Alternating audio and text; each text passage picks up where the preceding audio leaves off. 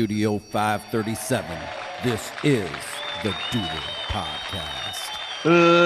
Ladies and gentlemen, boys and girls, children of all ages, live from the Beats Lab at Studio 537, you've tuned into another installment of the Duder Podcast. Sorry. Damn. Shut up. Get over here. Yeah. Ooh, Yeah. beat the Teeks- dog. For those wondering, Teeks just yelling at Something. her new boyfriend back there. And if you hear something, she's also whooping his ass too. Oh, now he's in trouble. She got up. Put the gag ball away. Kicking off the Duder Podcast the only way we know how, and that's off the rails, folks. Welcome. Wow, we've got a pretty neat episode planned for tonight. Tonight will be our first episode in a series that I'm calling Catching Up With. Should be fun. Tonight we're going to be joined by former Hicksville head coach Jerry Cooper, now at Lima Shawnee. And we will also be joined at the same time as him. We'll be joined by one of his former players. Not Elvis, but close. The former player that we're having on tonight, I would consider in the top 6 of the athletes to come out of Hicksville High School. Why not the top 5, you ask? Because Elvis bumped him out. So, as you can tell, Elvis is here tonight, Tara's here tonight, and Recty's here tonight. And if you're watching on YouTube, so is the Crown Prince of the Defiance County 4-H Fair, Tatum Bailey. Give us a what up, Bart Simpson. And he's froze. And they're froze. All right. So, There he wow. is. Coming off of our little hangover off of our 4-week Green Meadows Conference football preview. The Green Meadows Conference did not fare very well Friday night, going 2-6. Ouch. The 2 victories were an Antwerp houses Montpelier. This great stuff. I watched quite a bit of that game, and Hale was up and down the field. Did anybody else watch that? Yeah, I watched a little bit of it. He was up and he was excited. He was fired up in the only way that, that I think that Jason Hale could do it, but he did. Yeah, they looked really good. And I know it's against Montpelier. Montpelier's not that good, but yeah, they did very well. The other victory in the conference was Ayersville beating Delta. I think that's a pretty decent win. 27-12. That's a pretty decent win. I thought Delta was supposed to be on the rise. Yeah, they're kind of a land-based team too. They're a good-sized school, but they usually aren't worth a crap. But Gotcha. a W is a W. The rest of the scores from the conference were so Antwerp won 49-8, Ayersville won 27-12, Eden beat Edgerton 49-22, Wauseon beat Fairview 40-8, PH beat Hicksville 41-16, and according to Blue, that game was a lot closer than what the final score was. Elvis, you watched that one. Did Hicksville turn the ball over quite a bit, or? Oh yeah. They had 3 pretty big turnovers. Okay. One kid was getting ready to score. Nobody was around him, and he fumbles it. Same kid fumbled 2 or 3 more times. Wow. Fort Recovery beat Wayne Trace 39-21, and Arlington beat Paulding 48-18. I'm sorry, Elvis. Did you have something to say? Yeah, the Wayne Trace game was very good too. Wayne Trace could have actually went up in the beginning of the 4th quarter, end of the 3rd quarter. It was 4th down. 22. It was 4th down, and Elvis decided not to tell us the rest of the story. Now, Super Dave Osborne's son threw a pass in the end zone, and the Dave kid drops Osborne. it. Or Wensley. I'm sorry, Wensley. And the final, the eighth and final GMC football game Friday night was Tenora losing to Liberty Center 23-21 on what I believe was a 39-yard field goal to end it. And I'm not Wow. shitting you. I listened to the end of this game, and Liberty Center literally tried to fuck this thing up. I mean, they were getting false start penalty after penalty after. It started out they were on like the 13-yard line. So what do you got to be on for a 39-yarder? The 22? Yeah. So yeah, they started out on I think the 10 or the 13, somewhere in that between the 10 and the 13, and it was wow. Yeah, Liberty said, and then they kicked that, and then they kicked the field goal. I watched the video of the kick to end it. It was a pretty damn good kick. So yeah, the conference struggled Friday night. In other games of interest, local interest, Defiance beat Napoleon. The Travis Cooper era is off and running. 7-0 in a defensive battle. Yep.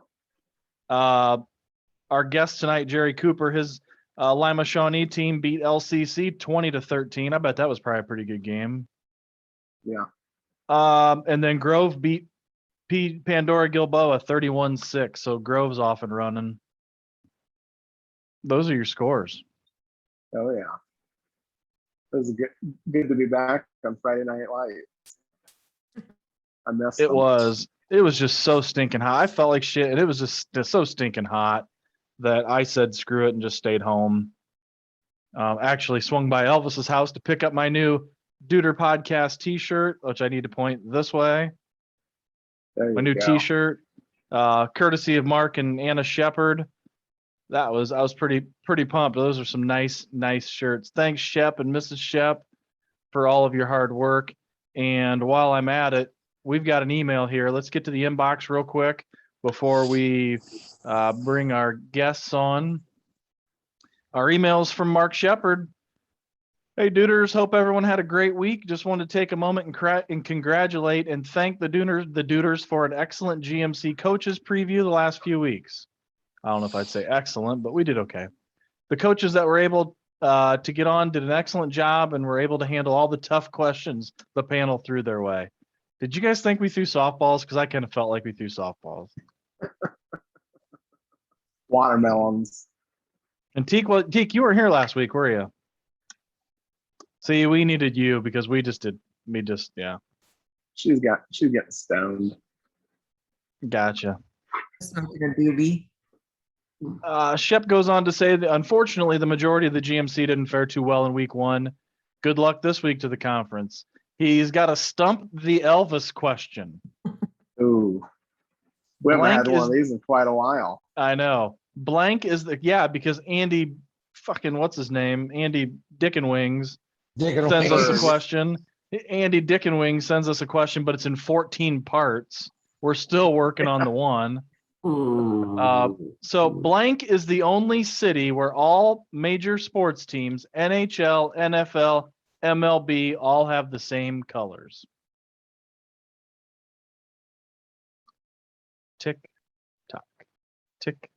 What city? Yeah.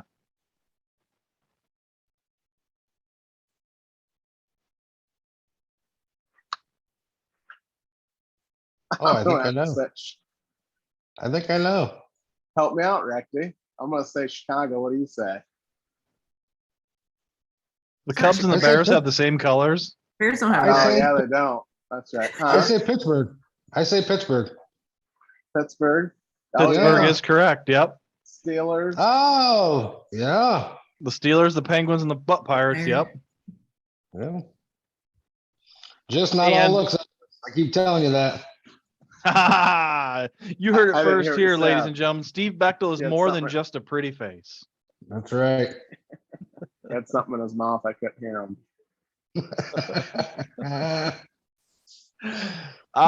Here's a little did you know? Did you know that major league umpires, and I honestly don't want to know where Shep came up with this. Did you know major league umpires are required to wear black underwear while on the job in case they split their pants? Wow. That's Not cool. only did I not know that, I really didn't care. I'd like to know why. Look it up. Hey, Shep, look it up. Tell us why. I think because if you have white underwear and you have a bacon strip, you can see it through the pants. If you split them. Right.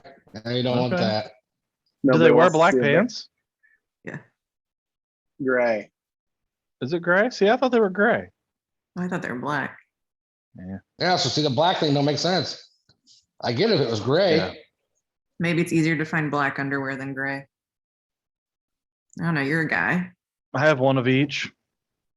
I buy the Yeah. variety packs. I've It got must be one. it must be the bacon strip thing then. Elvis is right. I've only got one pair of underwear. Song. Ah, yes, there it is. There it is. The thong There it made out of is. licorice. There it is. So Reverse. thanks for the email, Shep. Keep them coming, and do please find out why they wear the black underwear. I know, other than because they split their pants. Hey guys, I ran into a Beetette over the weekend. Well, at least a wannabe Beetette. So John DeVore. No, even better. I told you Oh. guys last week how we had tornado damage at the lake. We finally got up there. They got the trees cut away from my area. So I finally got up there yesterday to get stuff cleaned up, and I'm just standing there. I had to take what was left of my shed. I had to take it apart and pile it up, and I'm just sweat dripping. You know, it was just hotter than balls yesterday. And I look, and the sun was in my eyes, but I see this dude walking towards me. I'm like, God, this guy looks familiar. Who is it? What is he doing? Barking at the dog. I don't know. Wrecked his dog was sniffing him. He was. I don't know what he was. Anyway, Sorry. so I'm this guy comes up, and I didn't recognize him until he was about 2 feet away from me, but it was the boss dog. Really? Yeah. I hadn't seen him in a long time. He gave me a hug. I bet that was pretty damn gross because I was a big sweaty mess, but ran to the boss dog. He told me to tell the Beetettes hello, misses you guys, and he didn't confirm if he was ever going to come back again. Well, he's from Antwerp. You can only expect so much. Yeah, Yeah. but it was nice to run into Boston. Like I said, hadn't seen him. Man, I bet I hadn't seen him since, I can't even remember the last time I saw him. I can't remember the last time he came on an episode either, but yeah, it was cool to see him. Other than that, it was the Good. same cast of characters. He was hanging out with the Pan Man, and they were doing what they do, drinking heavily and to the wee hours of the morning. All right, so anybody else got anything to add for this segment? Have you guys watched Malice at the Palace? Not yet. No. I want Got to try to to. do it this week. I want to. It's What really is it? good. It's Malice at the Palace. You know when the It's big on fight Netflix, broke out Elvis. in Detroit against the Pacers.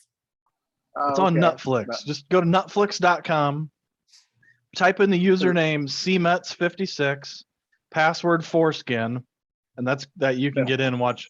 Yeah, Malice at the Punani Palace. What is it? Is it a documentary? Yeah. Is Jermaine that pretty O'Neal directed it. It's really good. It's kind of their side of the story instead of the media Oh side yeah, here. and Jermaine O'Neal being the world-renowned director of movies that he is, I bet it's fantastic. Don't be a hater. Always I'm a just hater. saying. I'm just saying. Pretty. Why did Anybody they have can direct Spike do it? anything. How many? You could probably even how- direct a movie. Dude, How I many- produce how and many direct this damn episodes? thing every week. Oh yeah. A How lot. many episodes?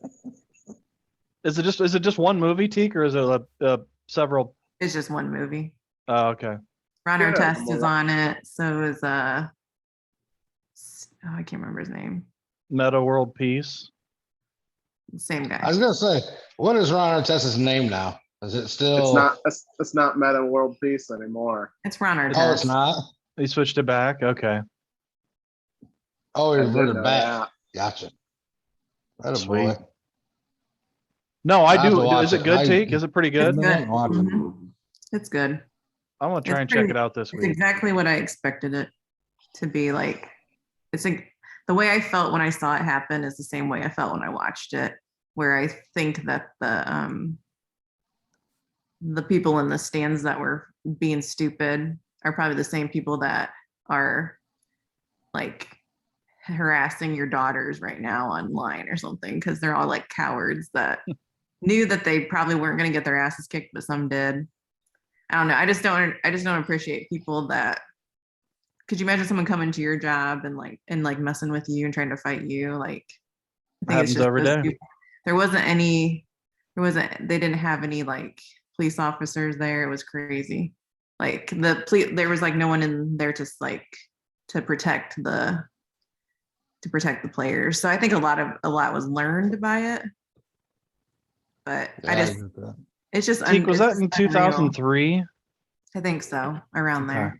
2003, 2004, somewhere in there. Okay. But like the Pacers totally got. I feel like the Pacers and oh shoot, I can't think of names. Who's Pistons. the only good Pacer player that.